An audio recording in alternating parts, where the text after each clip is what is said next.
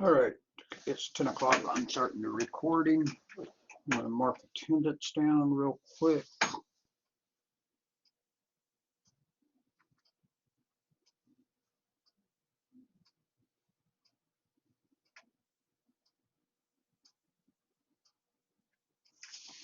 And then we'll go ahead and start.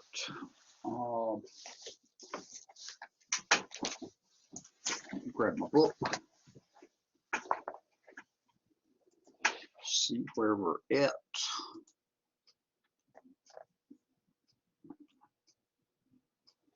And we are on chapter 8.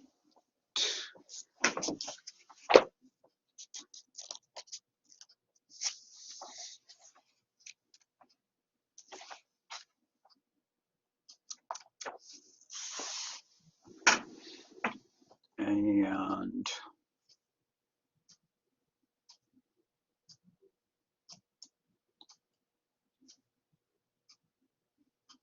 okay.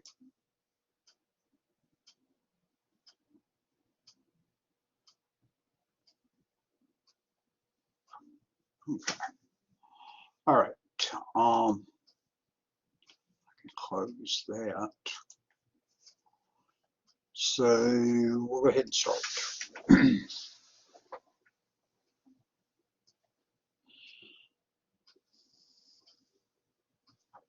All right. Couple of things before we mention a couple of things on the chapter. One, this week is registration for spring semester that started yesterday, and that so if you're going to be here spring semester, you need to be registering. Preferably this week. It will stay open after this week, but classes do fill. And the second thing is, if classes don't have people in them, we will drop some classes after at different points after this week as we adjust the schedule. So please go ahead and register if you are going to be here spring. If you are graduating this semester and you have not applied for graduation, you need to do that ASAP. Whether you're going to go through graduation or not, you have to apply for graduation to get your diploma or degree, to get the pieces of paper. Now let me put my phone on vibrate because I didn't think about that.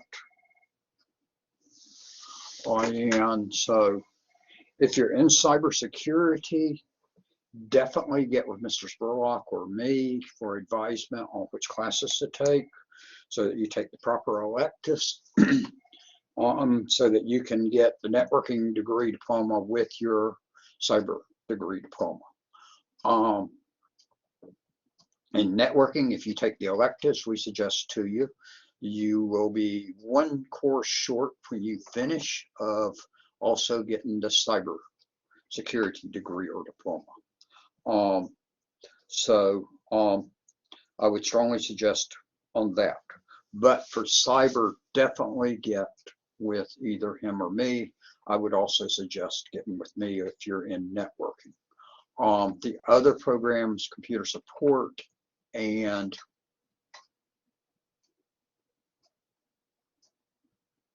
web, you can do a little bit more, whoever. Although for web, I would suggest talking with Mr. Spurlock, as he's the main one teaching that. Although I teach some of those classes, but he's got a better feel for how he's got classes laid out. Second thing is on that, you do have in course documents,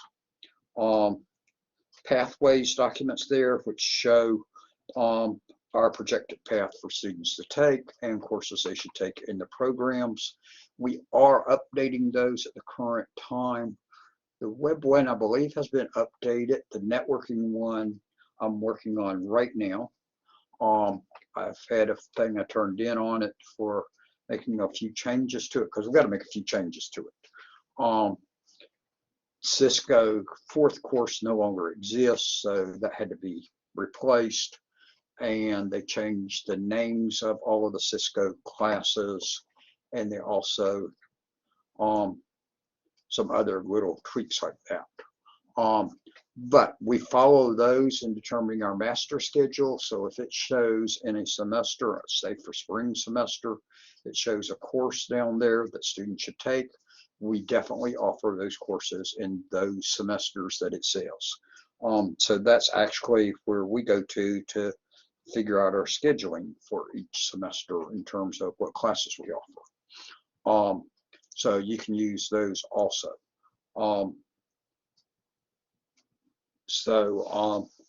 And we're working on updating the cybersecurity one also at the moment.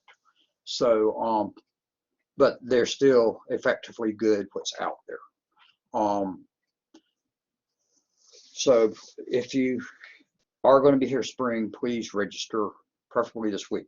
The other part is some of your Gen Ed classes fill up quickly, like music appreciation. They may already be filled in music appreciation course. Quite often I see it fill up on Monday at registrations. All right, next item.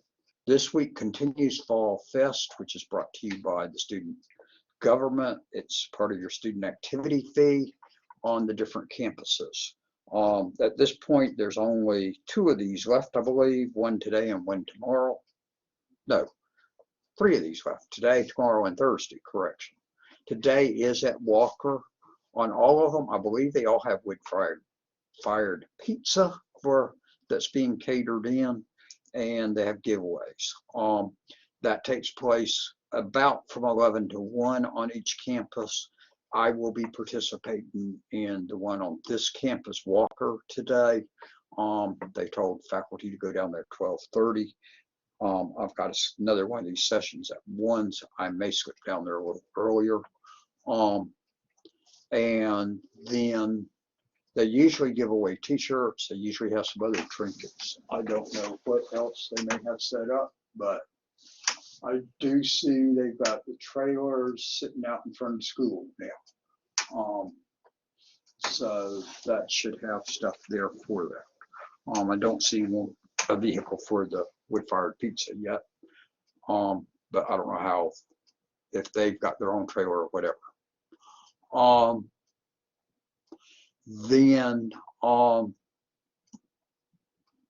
So do be aware of that. If it is near, if it's at a campus still near you, you can still participate. You will need your student ID card or your 900 number when you go, because they will check that. So that's their way of making sure people going through to get stuff and everything are students and have paid the student activity fee. Because that is part of the fees you pay every semester. Whether you're paying cash-wise or using financial aid to pay it in some way, you're still paying it. Okay. Third item is I am going to be out the rest of the week. I will be in Indianapolis and training to be Kiwanis governor in a year. I'm governor-elect for the Kentucky-Tennessee district. Now their year started October 1, so October 1 a year from now I will become governor. I've got training for that at Kiwanis international headquarters in Indianapolis that starts tomorrow afternoon. I will drive up there tomorrow morning, and then they've got stuff all day long and through the evening, every day for the starting tomorrow afternoon. Actually, they say at 3 o'clock or something. I haven't looked exactly at the times. I've got things in the afternoon because they're going to take my picture, a headshot of me that they'll use for all of their stuff this year, and I'm to meet with the one that will be international president next year. I already know him and have talked with him in the past, so that's not quite as big a thing for me as it will be for some of the other governors who may not have met him yet at this point, because this is governors of the districts from all over the world coming in. How many of the foreign ones will make it, I don't know. So that's going on because I'll be at the Sheraton Hotel there for that. However, for your classes, I will be online probably later in the evening there, checking email and answering emails and getting back. I'll also be doing other little things as needed on it. So I will still be available to assist you both in terms of class and in terms of registration. So if you need to get a hold of me, still send an email to me. Just realize for the next few days, and that goes through the weekend, 'cause I'll be driving back Sunday, that you may not get as quick of responses as you're used to. But I will get back in touch with you. I may have a chance in the mornings to check email before I go to sessions. Also, I think most of the stuff will occur in the hotel. So I may be on at different points, because depending on how long the breaks or whatever they assign us, that will be going on. It'll be the second time I've been to the Indianapolis area that I remember. Last summer, I went to a concert in a suburb of Indianapolis, but I haven't been to other stuff there. So it could be an interesting time for me. I know Friday night they're having a banquet for us at the NCAA Hall of Fame. And that should be rather interesting. They told us we'll get to look all around in there, and also that it's supposed to have things you can do, participate in some activities in it. And they told us to wear our favorite college team's shirt if we follow the college teams in the United States. So remember, there's people coming from all over the world, theoretically. However, with COVID, I don't know on travel restrictions. They had to change the international convention last summer from the Philippines, or actually, yeah, last summer from the Philippines to Salt Lake City because of that, and that this year's international convention in June will be in Indianapolis, at the same place where I'm going now, same hotels, and then next year will be in Minneapolis. And that they've usually, quite often they are in the US, but about every 4th year they put them somewhere overseas. But right at the moment they're staying in the US because of all of the restrictions with COVID and everything. I went to France in 2017 when I was lieutenant governor and attended the international convention in Paris that year. Unfortunately, Trump was there at the same time I was there. I was there at Bastille Day, and I didn't get to go up the Eiffel Tower because it was closed off for a couple of days. Fireworks on it. They did a beautiful fireworks display off the tower. And then the night I was supposed to go up it, he was up there eating supper in it. So they closed it that night while he and the French president ate supper. So I got trumped. It was interesting, all the security all over the place, but you could walk right underneath where he was eating right above you. That was interesting. So that's all going on. So we're continuing to work on through. We're past the halfway point now. I am staying caught up on grading. I have done some grading for this week already, what was due yesterday already. I'm working on the discussions right now, and I think I'm through 4 of the classes already graded. I just have one more class to grade on discussion, and I'll get that one posted. And then I'll work on getting the other posting on assignments that I haven't graded yet. And I hope to probably do that by this afternoon.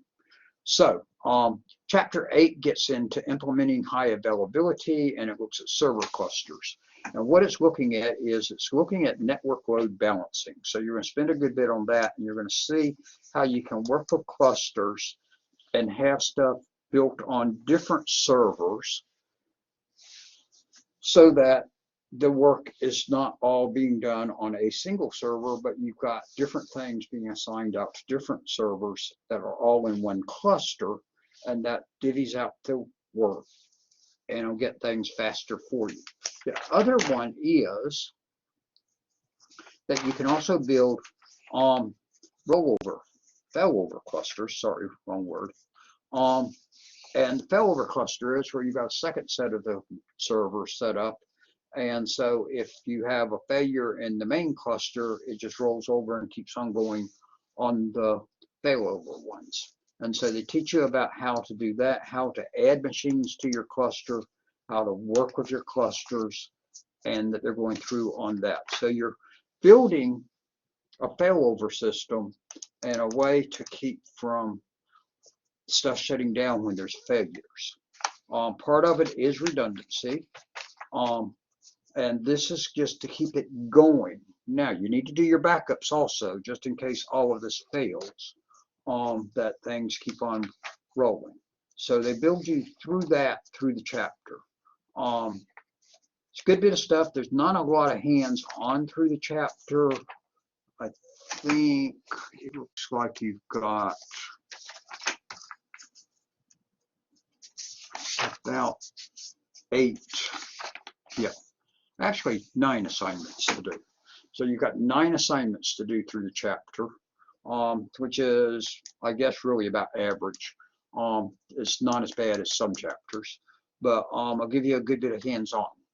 So now, questions for me. So I've just talked for 15 minutes. Now, y'all's chance to jump in and throw your comments in.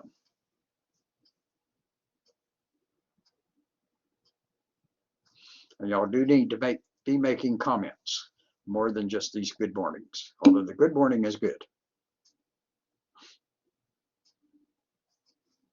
And I hope y'all are all having a good morning. Okay, you must have just sent it that I haven't seen it. Okay, I see it there, and you did just send it since we've been doing this.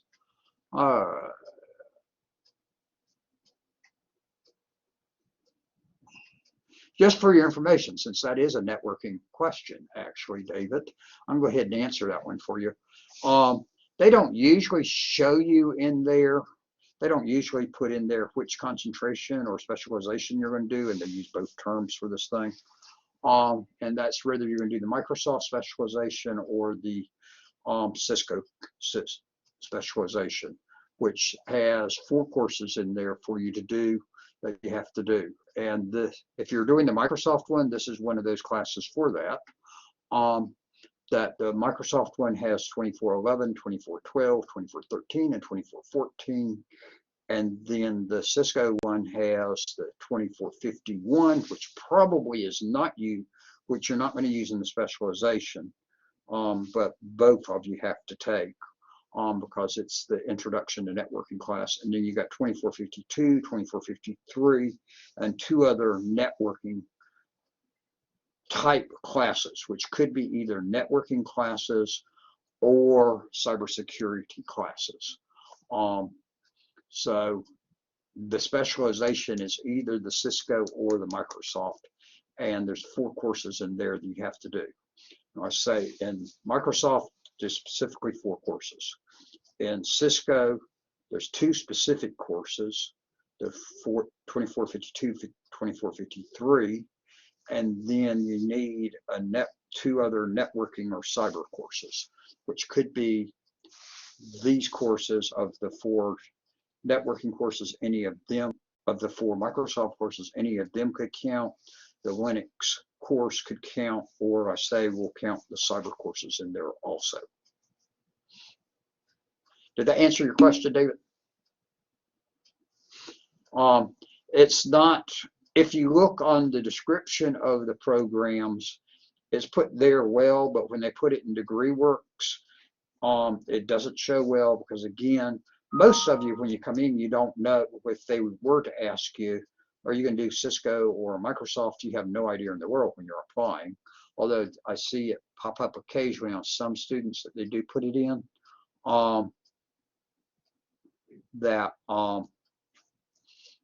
So, and then they don't add it later, but we follow along with it, that we know how to follow on that. But that is one that can be confusing. So you do have to go into a specialization in networking, assuming you're majoring in networking. All right, Alexander and Savannah, y'all got any questions or comments? And Alexander, you said that you're good. Yes, you got assignments this week. Last week you didn't have any assignments.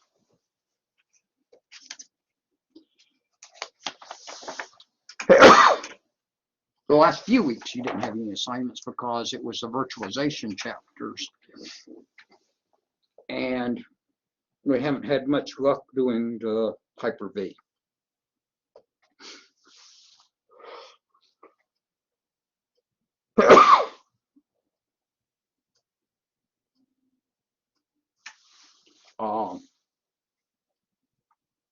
So you're back doing assignments again because those assignments in those previous two chapters just didn't work very well. So that's why I had y'all skip over them. Besides, you're doing VirtualBox, so you're getting virtualization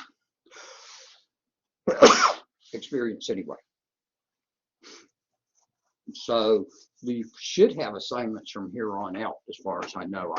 Although it's possible I do skip chapters sometimes on assignments when they're not appropriate. Just like you've seen in some chapters, sometimes we skip an activity because I found out that activity just does not work well. Could be changes in the operating system since the book was written. Could be errors that had.